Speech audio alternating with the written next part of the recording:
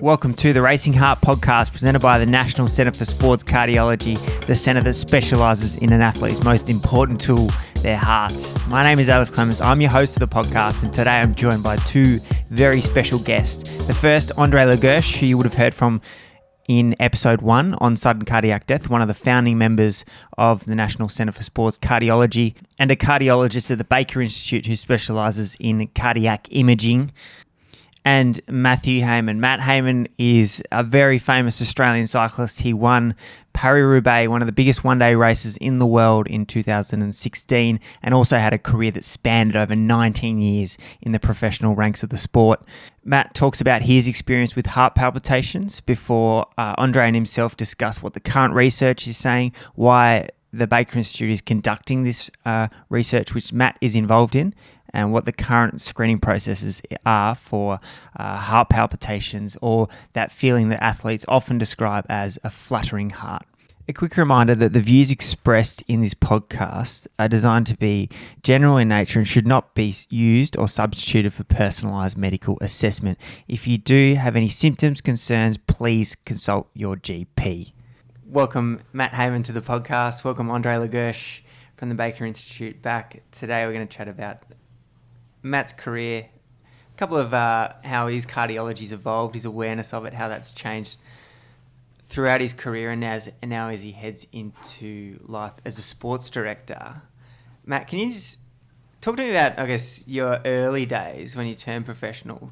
What was your awareness of your cardiology? Did you have any... Well, I guess when we turned professional, the only thing I was using to train off was a heart rate monitor. Yeah. So, I was saying today I've just gone through a VO2 max test, and that was something that we were doing quite a lot of when I was a junior and into the amateur ranks. And nowadays with all the SRM and power cranks, that information's being collected all the time, so it's not as often that we're in the lab. But yeah, at the start of your career, everything was based off heart rate. Every effort you did was based off heart rate and trying to predict your zones and your threshold using heart rate. And you look at that now and realise, how much your heart rate can be influenced by so many factors that it probably wasn't the ideal way to be training. And so you had an incident. What do you call it, André? Well, I think broadly, as I understand, Matt's had a long career and basically had very few issues, but Matt had some symptoms with some palpitations, and perhaps Matt will be able to go into that. But one of the things as a doctor that's a bit different to your athlete versus your normal versus your non-athlete is that it's really critical in athletes to take question marks out of the head. So when you got symptoms, you're thinking, two things. There's the feeling, and then the second is, what the hell is it? Is this something serious? And so we have to be really clear, because when you're going up d'Huez or something at 1,000,000 miles an hour, you don't want a little voice in your head going, are you all right? Are you safe to be doing this? So part of our job is to be as clear as we can in terms of working out whether something's serious or not. But perhaps before going into that, Matt could describe. Yeah, look, it was quite late, and like you said, I didn't have any issues. I go through all the screening like all the Pro Tour riders, and had never really had anything flagged, never had any issues with my heart at all. And then during one pre-season, whether it was 2014 or 15, I know I was with Green Edge. When it was on a training camp down in Girona. And just started to feel these kind of flutters, palpitations, and just disconcerting. Wasn't sure what it was, and maybe the athlete is more in tune with their body the whole time and what's going on. You're constantly looking for feedback every time you're training, every time you're doing efforts, recovering, and starting to get these palpitations coming and going, coming up on my heart rate monitor. And really scared and nervous. You hear stories about elite athletes having heart problems. Plenty of my teammates have gone through different heart conditions or had whether they've had some arrhythmia. I'm not going to get into the medical terms. I mean, you can help me out there, but people along their careers, and some of them get resolved really easily, and some guys have had to call their career. So while many years I never had to think about it, it was a really stressful period, just going through a couple of tests. Luckily I had a group of people I could count on, talk to the team, they sent it through, and it got all checked out very quickly, and I did another exercise test while I was still in Spain, and it was pretty much clear bill of health, and then we did some follow-up tests before I went on to race, and they just disappeared. But just really nervous. Heart's pretty important muscle. So it was a couple of days there, pretty sleepless nights. Can you clearly remember that first time you felt it? No, look, they're not. It's not like getting a heart attack or anything like that. Not that I know. It was kind of a feeling of almost, I don't know, a bit of an anxiety or a bit of a flutter, and you can just feel that your heart's kind of racing a bit, and then it went away, and that's all it really was.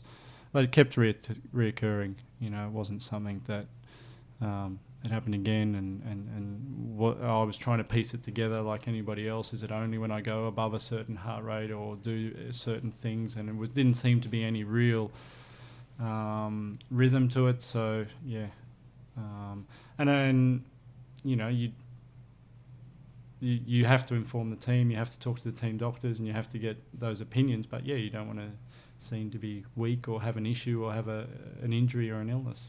So there's that. Luckily, it happened in a time in my career where I didn't, carry on for a month with it without telling anybody, which maybe a younger rider might do. And I was straight on the phone to inform everybody and get the right advice. It's interesting to see how different people deal with things, because I think it's within the cycling environment, my experience is that the way we would like people to deal with things is exactly as you've done it, which is, I think there's a problem, let me deal with it. What's the best way of doing it? Whereas the issue is that, which you kind of alluded to, is that if people get a feeling that something's wrong, then you worry about how that plays out in the team, how that plays out even in terms of contracts and things like that. Because sometimes I get the feeling that there's almost like little secrets being told in the side corridor. Look, we're very much, you have doctor-patient privacy in a team, and you can, but I mean, we're also in an environment where everybody's in each other's back pocket, and it's a pretty small group, just inside a team, but also inside the whole cycling, and you don't want to have that stigma attached that you've got an illness or a sickness or something's not right. And as you mentioned earlier, to me in person, that different countries deal with this in different ways, and you hear about it and you read about it, and it's not uncommon that riders are off for a certain amount of time. And I mean, hopefully people can see that it needs to be looked at, and that it is more something like a broken collarbone, or you just need to go and see your doctor and get it sorted. Maybe you don't want to know the results or the outcome, but just sticking your head in the sand's probably not the best course of action. How did the team react in terms of what did they do about it? Yeah, look, I mean, first of all was to bring up, I mean, I'd already been tested, and that would have only been within, a couple of months. We're talking, I'm pretty sure it was February, March. I know it was before the Classics.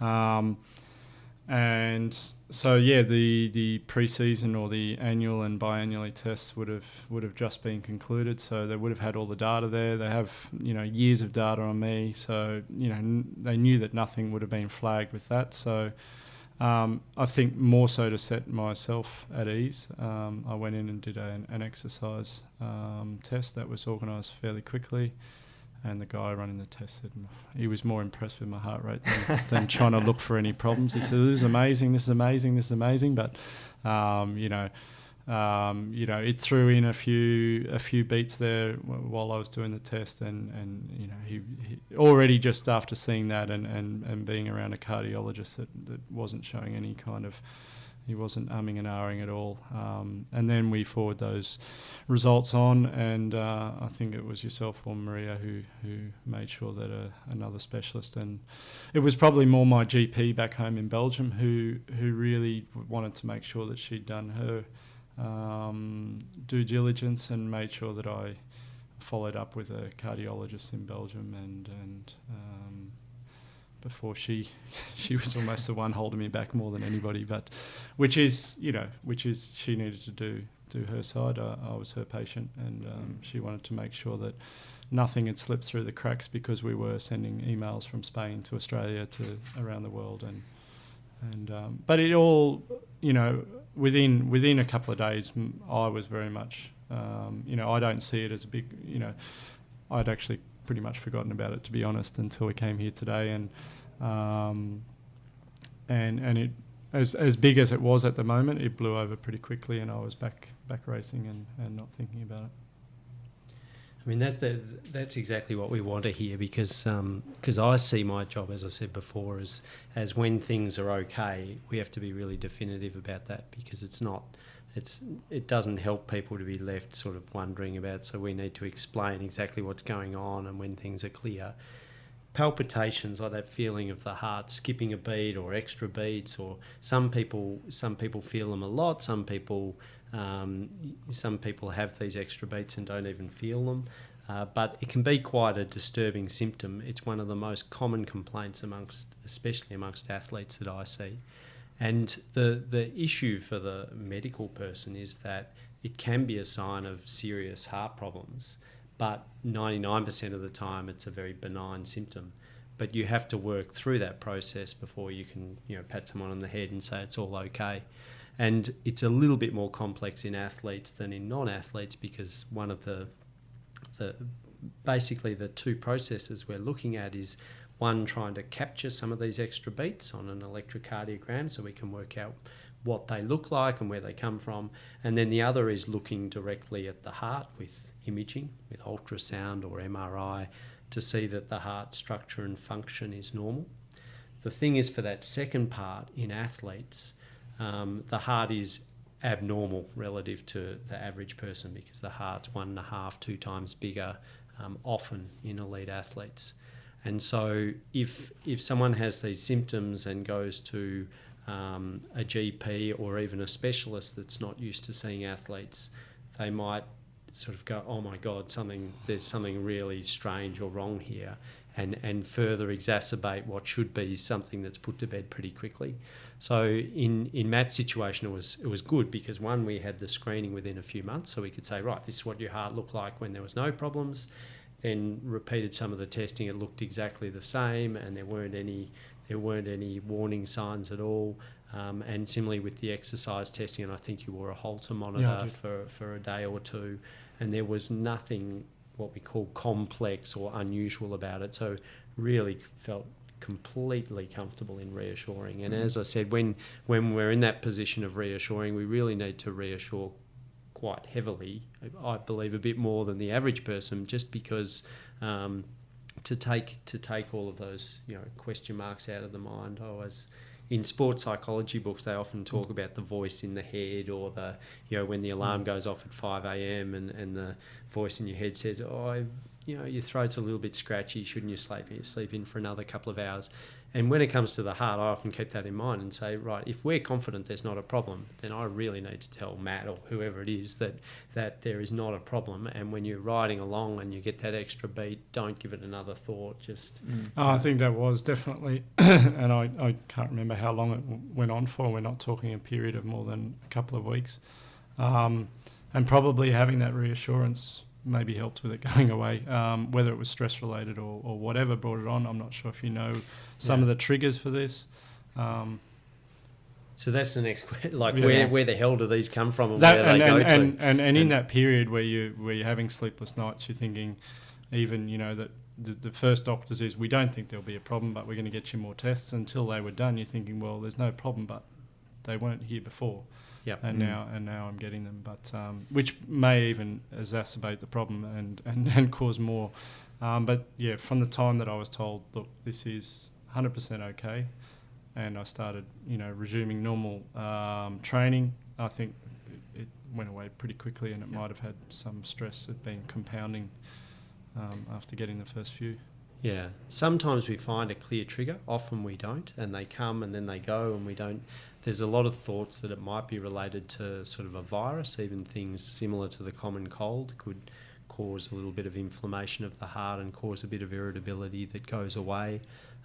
But so long as there's not any damage to the heart and all this, we're not worried about it at all. It is a little bit frustrating, like not being able to put your finger on exactly why or how or when, but it's such a recurring theme. And it's funny, people who get them for longer periods of time, they still sort of come and go.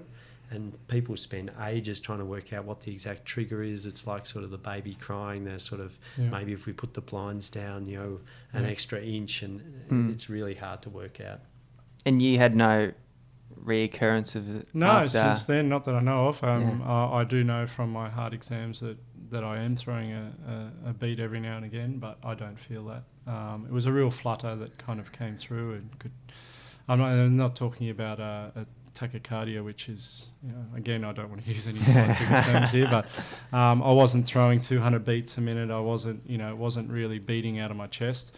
We're just talking about a flutter, a bit of an anxious feeling, a bit of a flutter in my heart, and never had it since. So I had, it was a big focus for those couple of weeks while I was getting the test done, and then I just parked it, and I've never had any issues. Do you have treatment, or does it just go away? Is it just relax? Yeah. Take it easy. Usually not. I mean, some people, and there might be people who listen to this who have palpitations that are really, really troublesome to how they feel, that happen very frequently, and that continue, for days, months, or even for their whole. And some people find them incredibly disturbing. And then we do, there are different treatments, including some tablets. Sometimes we need to do electrophysiological procedures or put catheters in the heart, work out where it's coming from and burn it.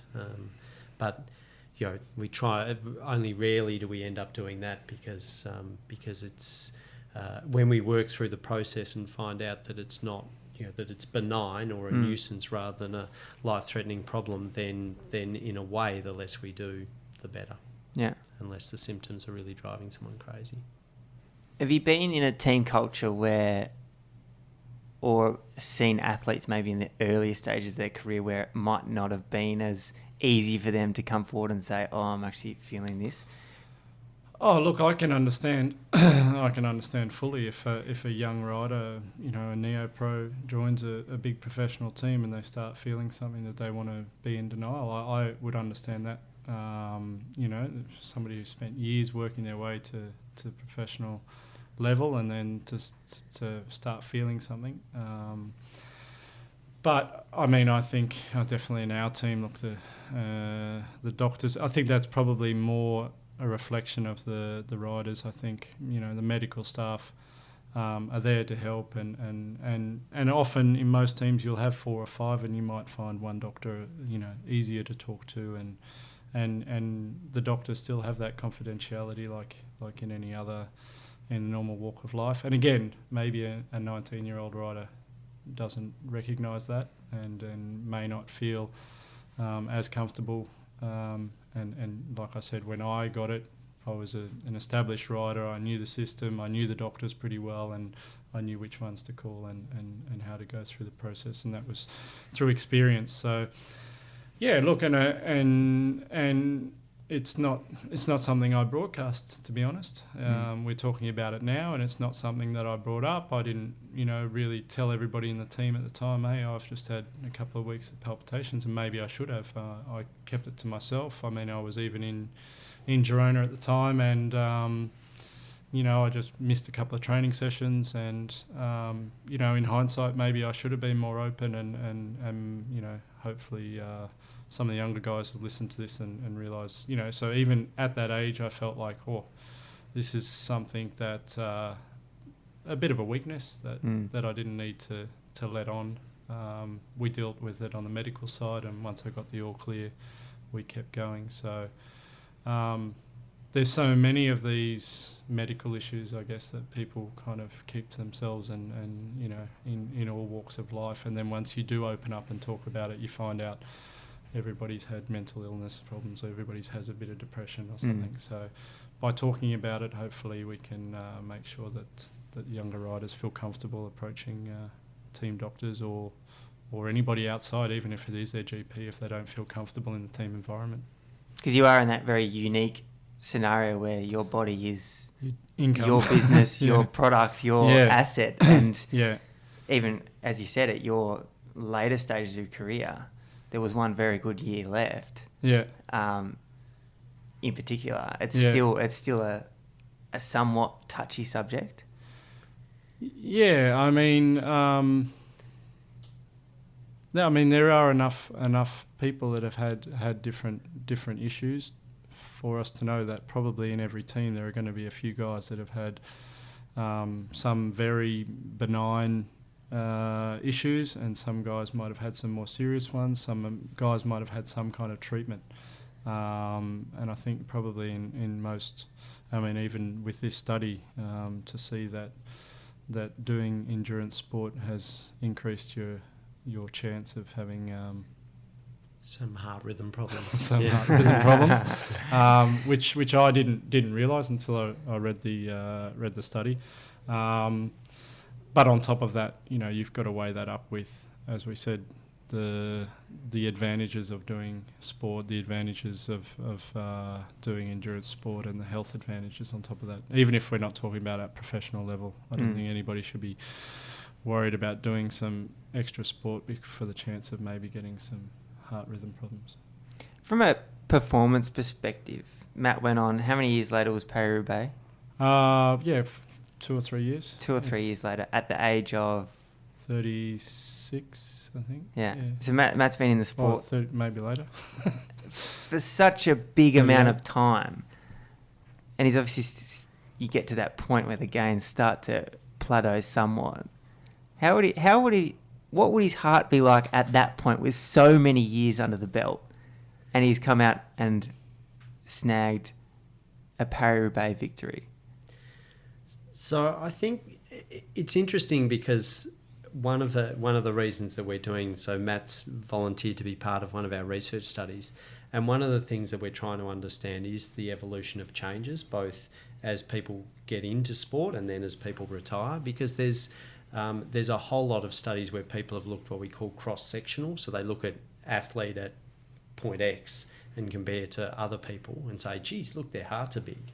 But we have very few studies where we've looked at people over 10 years and looked at how the heart grows, because the assumption is that the athlete has a big heart because sport has made the heart bigger, rather than them being born with a big heart, and then which is possible. But it seems the data does seem that as you do exercise, your heart gets bigger, and then as you retire, it gets smaller.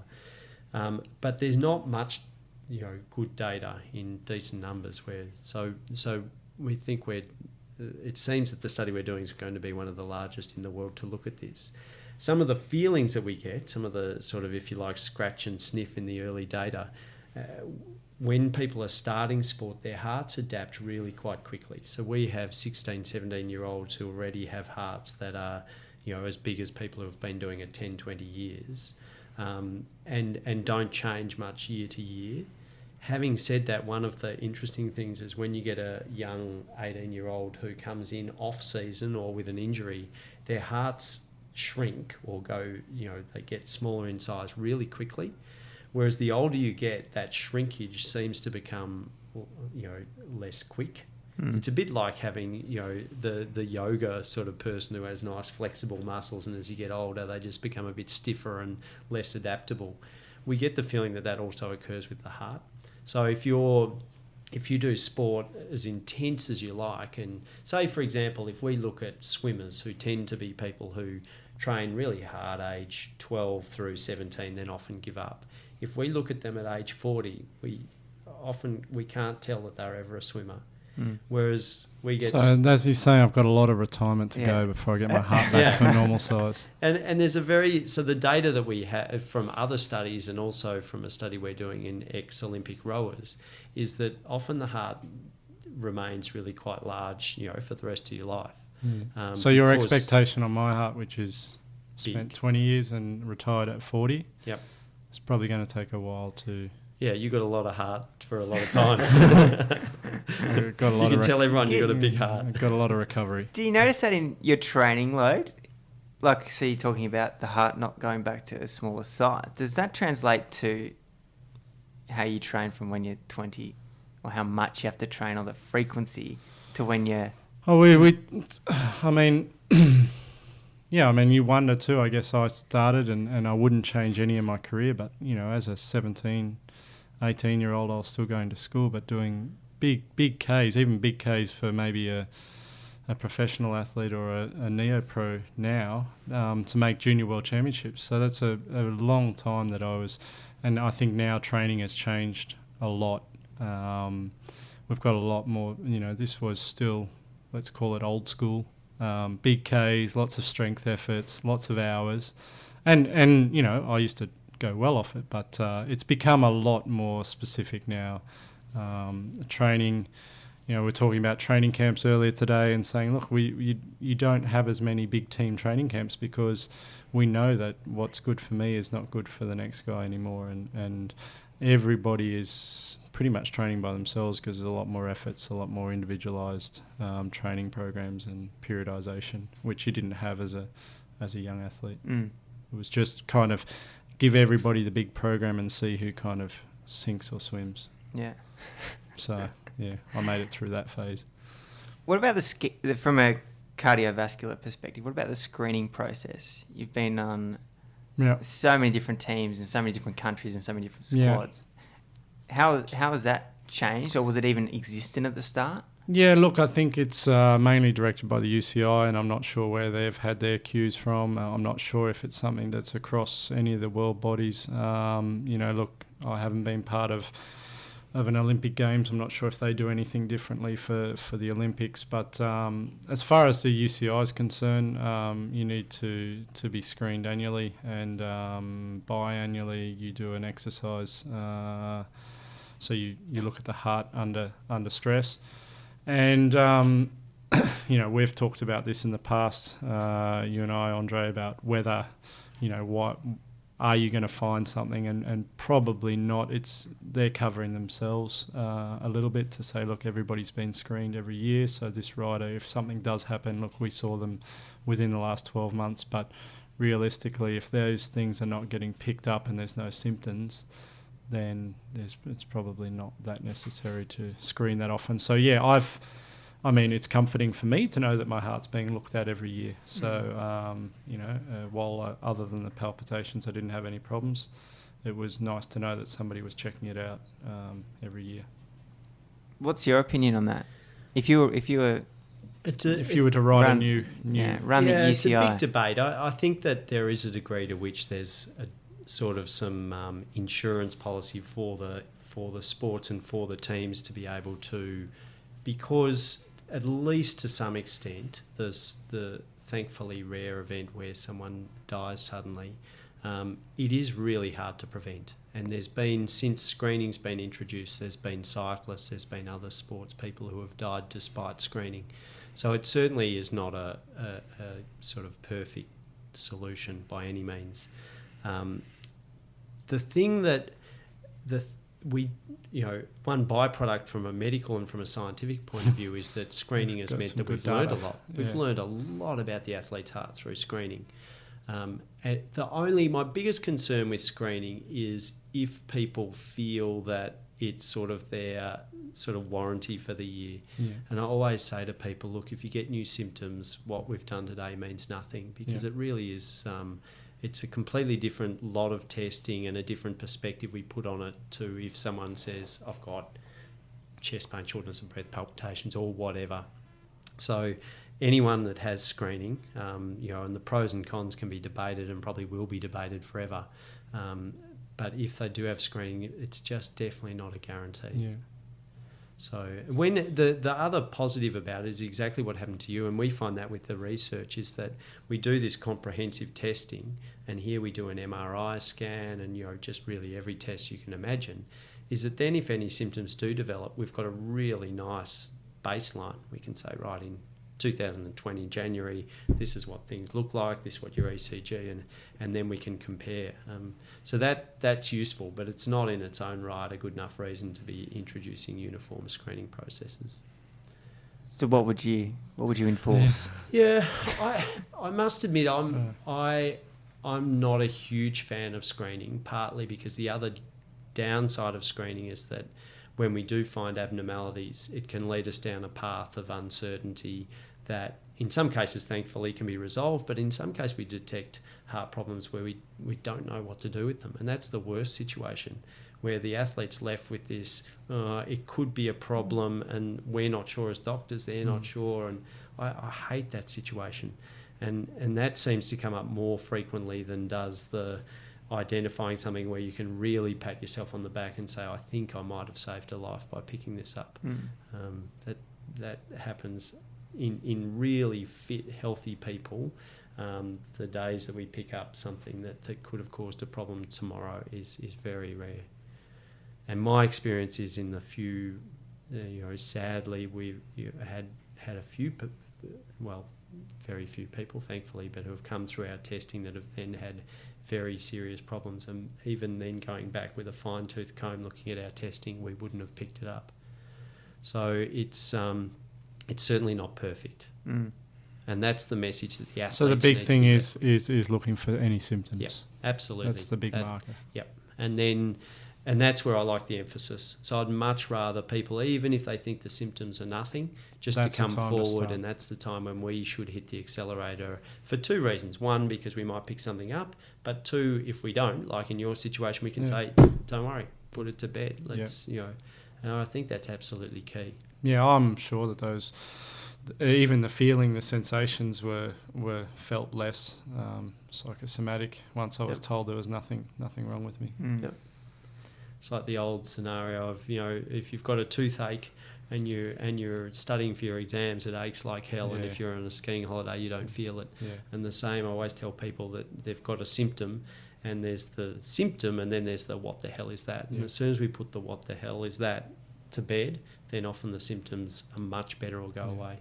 Yeah. How do you view it, Matt, as a former athlete, as a team manager now? You're responsible for people and also a dad. Yeah. How do you look back on it now? I guess you've got a good lens on so many different aspects of it. And there is, unfortunately, as Andre mentioned, there is those few cases where the worst case scenario does come about. And unfortunately, they're the ones you remember. They stick out in, I guess, from a cycling perspective. I mean,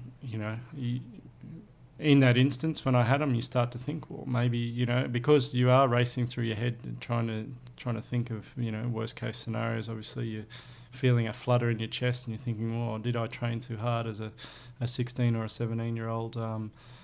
Did I bring this on myself? These kind of thoughts. But and we hear about young, fit athletes, having heart problems and dying on the playing field all the time. But I think that the evidence is that just being involved in sport, and I mean how much sport has given me and my family. I mean, it's probably a lot more dangerous to cross the road here on a bike in Melbourne than it would be of getting a heart condition. So. I think we'd probably be more concerned about a lot of other issues with riding a bike than a heart problem, and I'd be, it would never stop me from recommending sport or endurance sport to any of my kids. I think it teaches you so many great skills about discipline and about yourself that far outweighs the possibility or the increased chance of some heart issues down the line. Matt mentioned that training, the thought of, did I train too much? Is that possible?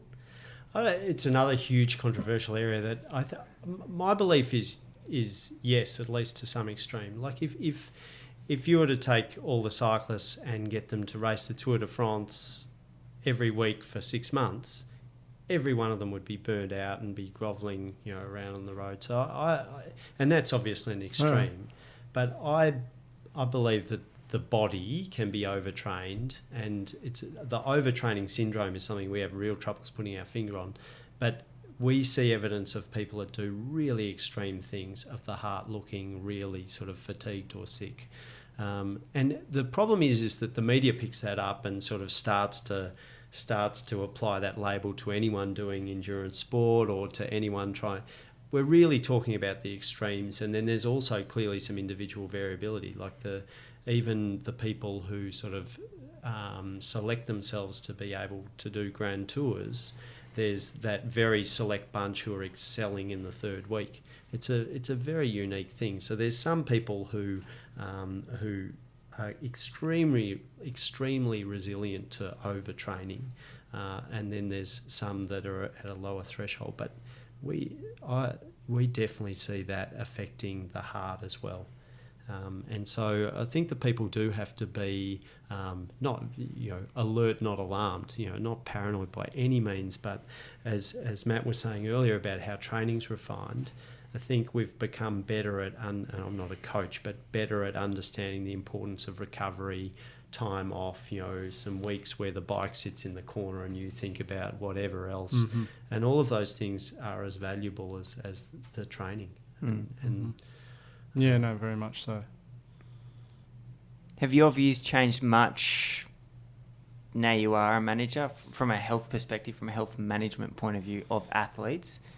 Yeah, look, it's I just finished my UCI course in Switzerland a couple of weeks ago, and I'd already been a manager all this year, but they made it very clear then that when I signed that sheet, which has the riders listed for the race and the soigneurs and the mechanics, all with their UCI, and I signed that piece of paper, I'm responsible for them for the duration of that race. So.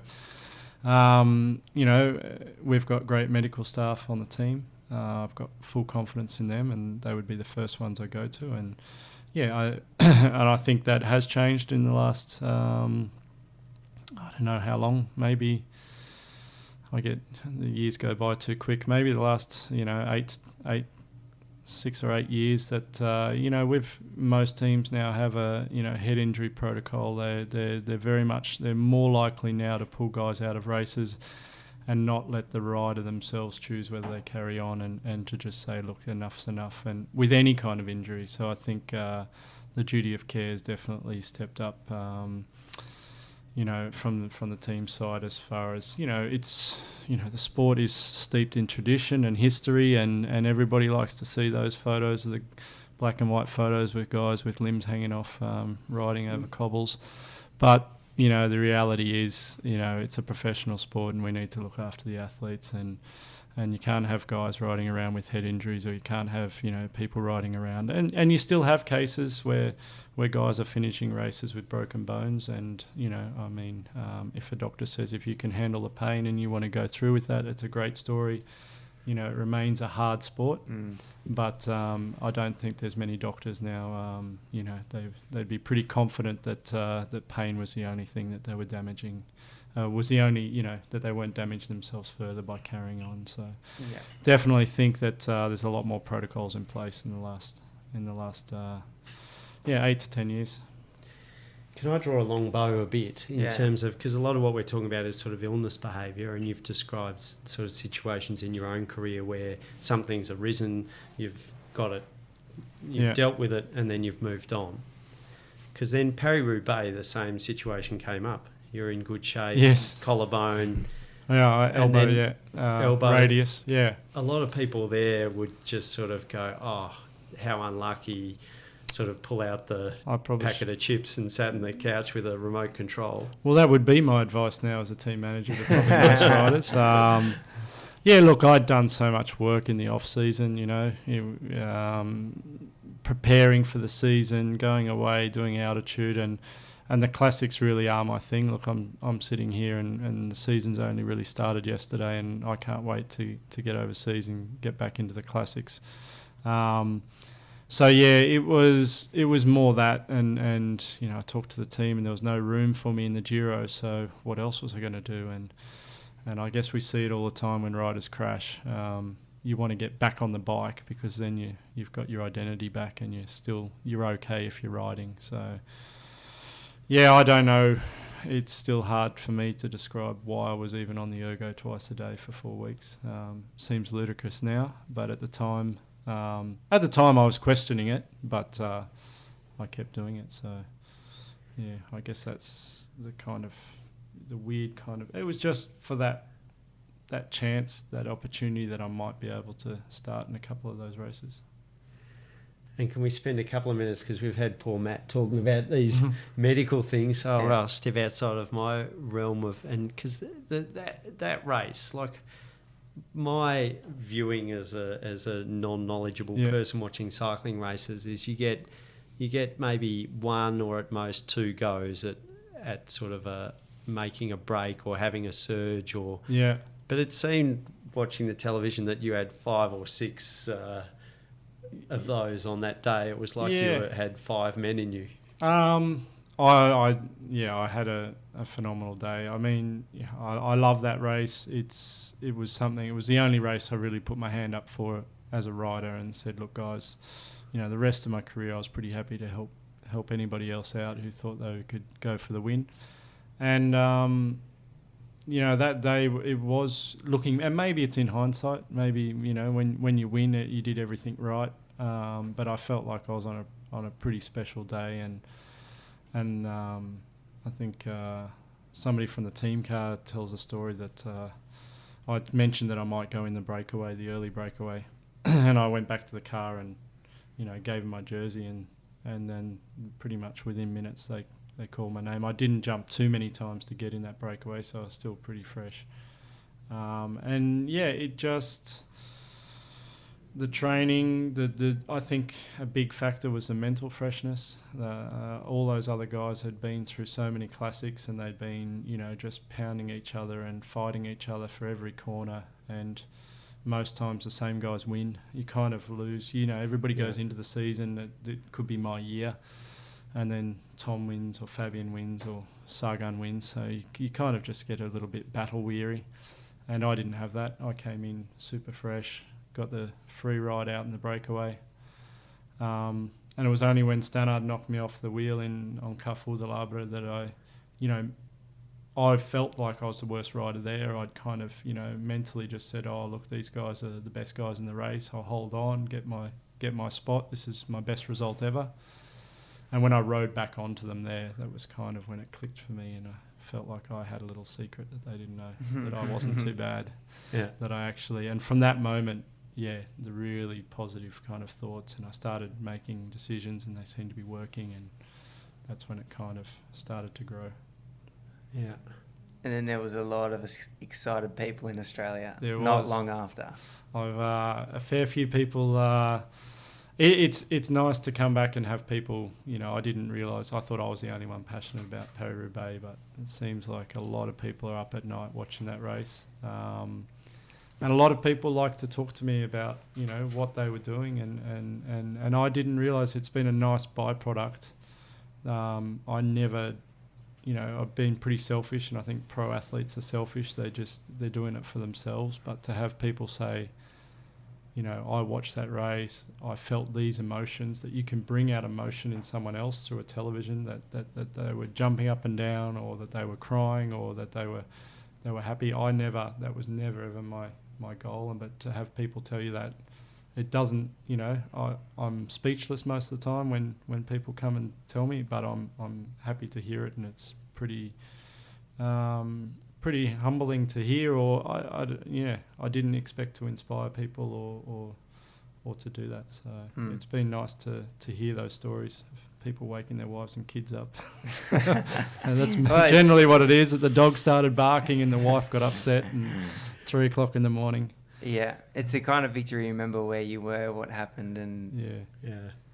I remember exactly where I was. Yeah, I imagine you have a pretty clear recollection of it. Yeah, we briefly chatted about the backstage pass, and as much as my memory of this, we're getting on now. The stone is still very real in my living room, but the memories are getting further and further away. But that backstage pass from Jonesy, the footage from inside the car, that kind of stuff is almost becoming my memory, because the real memories are fading a bit. So I'm pretty fortunate to have that as well. So cheers, Jonesy. So Matt had a heart occurrence at that point in his career. Today he's been in the Baker all day, being tested by yourself, Andre, and his colleagues. Why? So it's not really related to that issue. It's more just us trying to understand that idea of what happens with the athlete's heart, how it builds over a few years, and then also once you change from doing 20 plus hours of training a week down to less. We're yet to find an endurance athlete who fully retires, but I thought you were going to ask me straight up. I've been keeping a diary. Thought first thing you're going to ask me was how much I've been training and what efforts I've been doing. I was wondering where I was going to find all my training data, but you haven't really touched on what I've done in the last 12 months.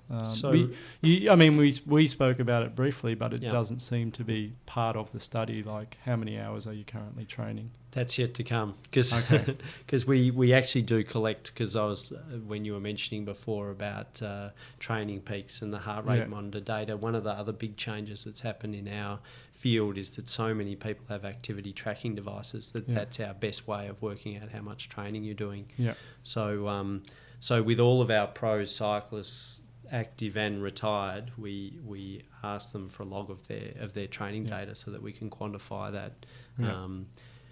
And even potentially, depending on how much you've got, but we might be able to get the training data from when you were really training hard. Yeah. So we get this idea of how much the training, how much gender influences things. We've got males and females, and then and then have a really idea as to the impact of exercise on heart structure and function. The bigger question behind all of that, because that's incredibly interesting to us, but there's a bit of a who cares element to it in a way. But what becomes critical is then, as Matt mentioned briefly before, that athletes live longer, they have better outcomes in every health domain, but for reasons we don't fully understand, there is an electrical irritability, that heart arrhythmias are slightly more common in endurance athletes.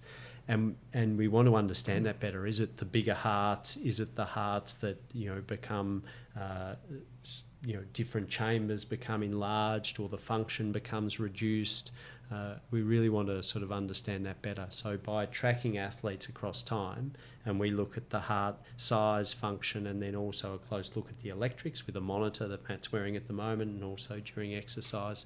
So we have a really comprehensive picture, and then we can have a look at how the change of the heart that occurs with exercise affects the heart rhythm properties, and then also how it changes the other way around when you stop exercising and the heart sort of goes back more toward a normal size, what that does in terms of heart rhythm things. Because even though we talked before about the heart probably remaining bigger, the other thing is that your resting heart rate is 40-ish. Still, yeah, even untrained, I was a bit surprised. Yeah. So that again is a factor, that this thumbprint from years of training remains, both in terms of, and we see people decades after finishing doing a lot less exercise, and yet their heart rate will still be a lot lower than we'd expect. Clearly a hangover, probably a healthy one, but a hangover from the years of training. And even questions like, do athletes require pacemakers later in life? That's at the moment a debate rather than a clearly answered question. And so by studying people sort of for a long time and right across the age spectrum, we'll have much clearer answers on this.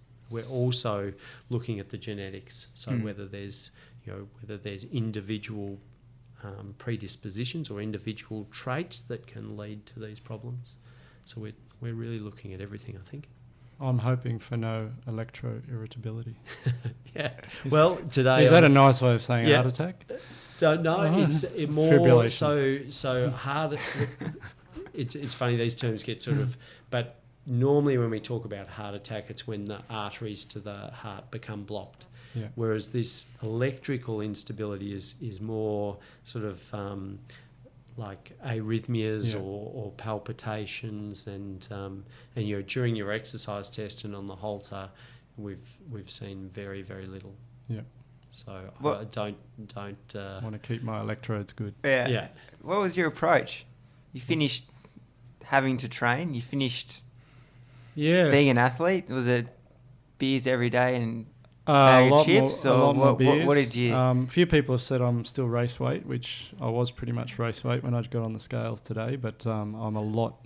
I'll tell you that my functional threshold's gone from about 400 watts to 310 as we tested today. I try to train up a little bit for this VO2 max test, but obviously didn't help.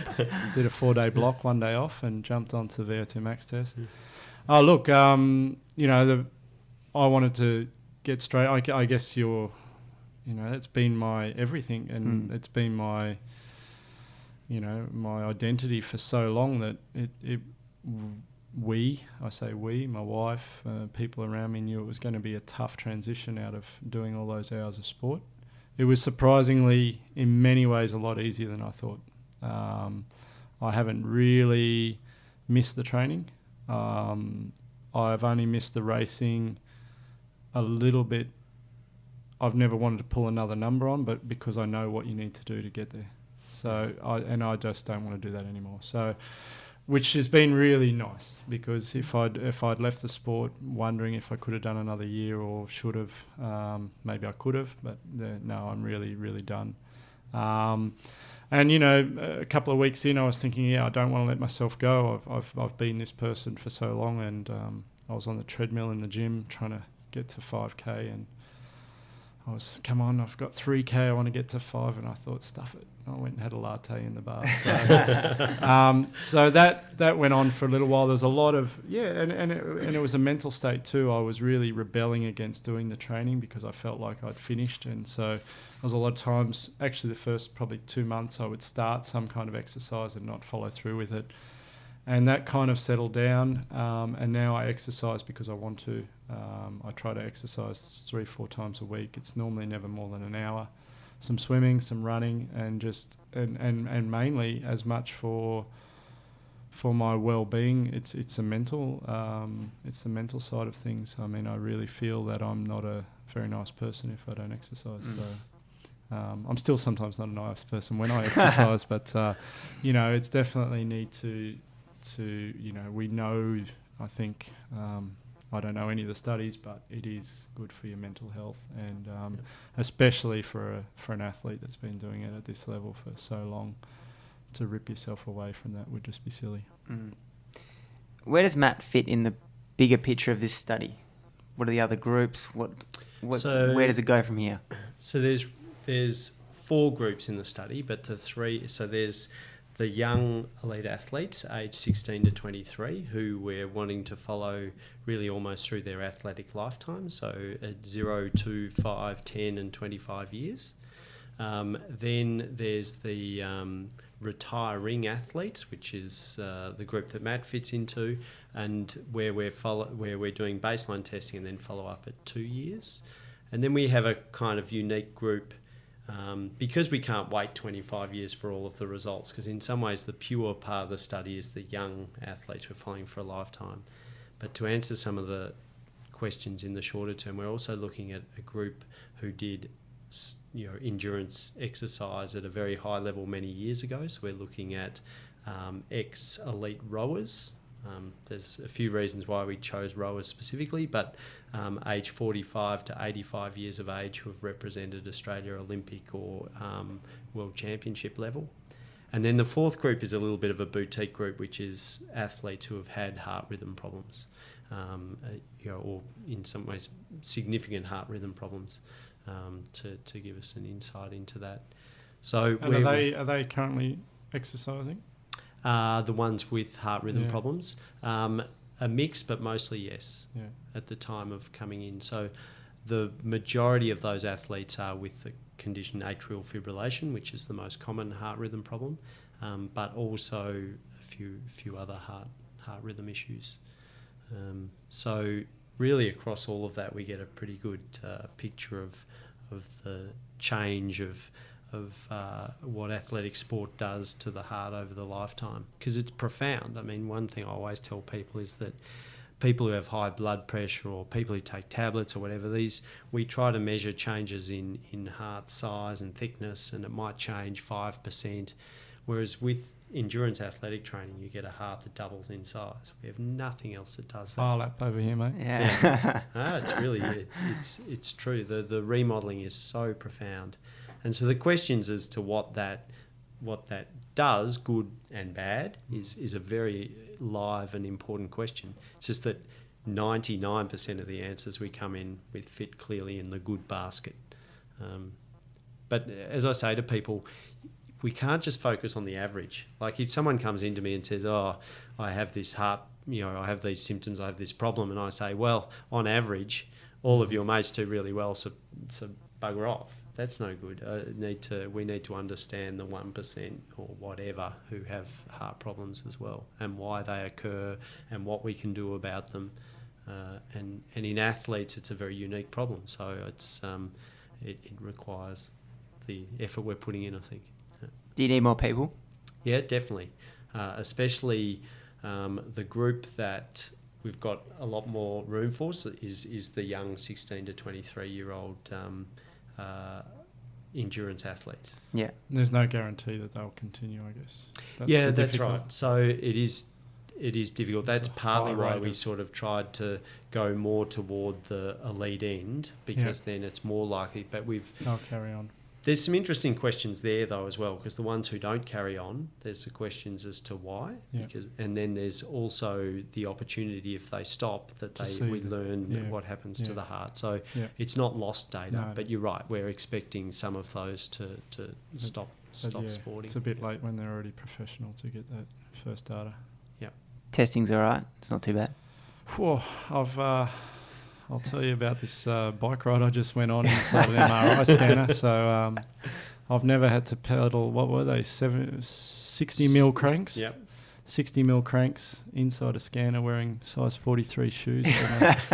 And I think I only hit about 300 watts, but I think it was close to 170 heart rate. So, yeah. No, look, I'm more than happy to go through this barrage of tests, not only for myself to have a bit of a knowledge, and, it's not something I really thought about, during my career, or, I've just always wanted to race bikes, but I had heard that people say you need to detrain your heart afterwards and you can't stop, and there were different theories on that. So more than happy to be a part of the test, and if we can, not for myself, but also for the whole study. So it wasn't too bad today, and in 2 years' time I'll be back to do it all again. Maybe they can change the crank length.